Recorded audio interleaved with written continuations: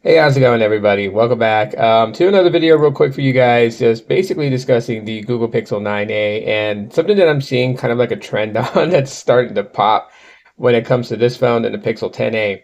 And that is, the whole thing where people are saying that the Pixel 10a is pretty much like, the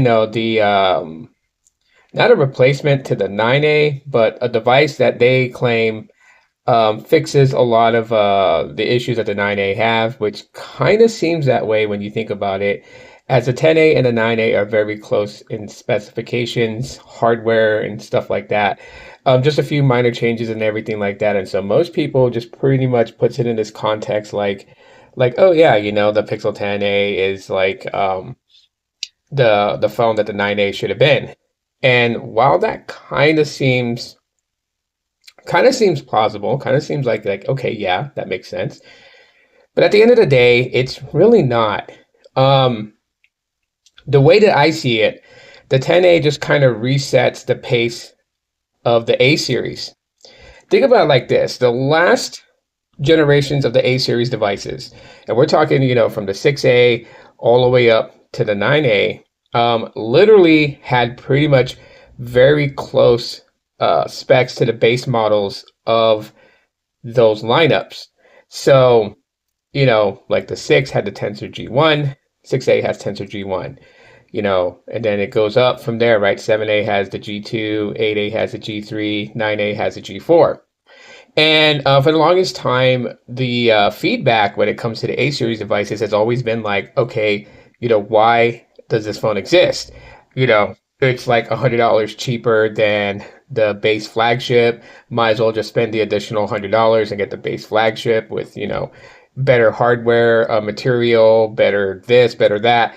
It's been that. And so if the 10A, which uses the same processor chip as the 9A right here, and pretty much all the fundamentals of the 10A is very, very close to the 9A with just a few minor things, right? A few change ups like, being able to support satellite, connectivity. The 9A doesn't do that.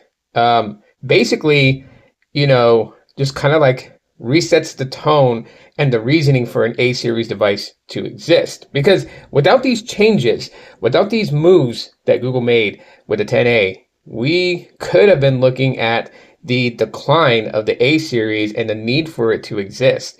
So, like any other company, their first thing to think about is like, okay, the A series is meant to be budget affordable. It's meant to give you everything of what a flagship Pixel experience would be, and then cost the least out of all. And I feel like that's what happened here with the 9A and the 10A. The 9A is a important piece if you're somebody who definitely appreciates pixels and you want a little piece of the history behind it if you're a collector like I am, which is a weird thing to collect, but I do collect them. Like the 9A is an important piece because it's the last one that aligns with its respective lineup as far as the same processor chip and such. I believe going forward, if the 11A is to maintain this new way of doing things, the 11A would more than likely get the Tensor G5. That's what I'm thinking. Some people think, it's like they wanted to use the leftover Tensor G4 chips, and so they put them in a 10A.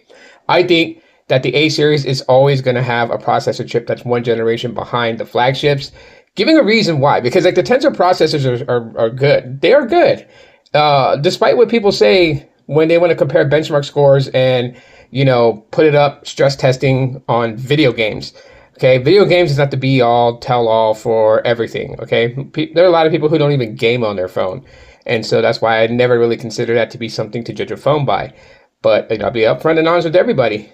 Um, you know, the processors, how they handle things, how they even handle AI, is really good. I can't fault them on anything really when it comes to that. And so, the A series devices have taken a new turn, and now it's really the point of like basically really just kind of embodying that whole, um, you know, the price is right, it's affordable, it's cheap mentality now.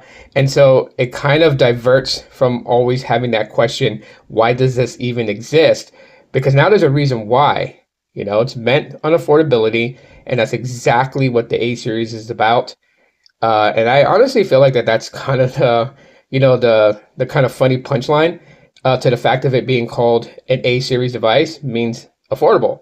So that's just my thoughts on the whole thing with the Pixel 9a, the Pixel 10a, why the A series took to this move. It's for that very reason. But if you guys agree with me, let me know in the comments. If you guys disagree with me and have a different perspective, please share it. I would love to read it.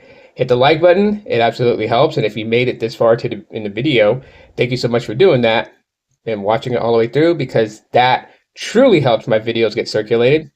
Subscribe if you're new to the channel, and I'll see you all in the next one.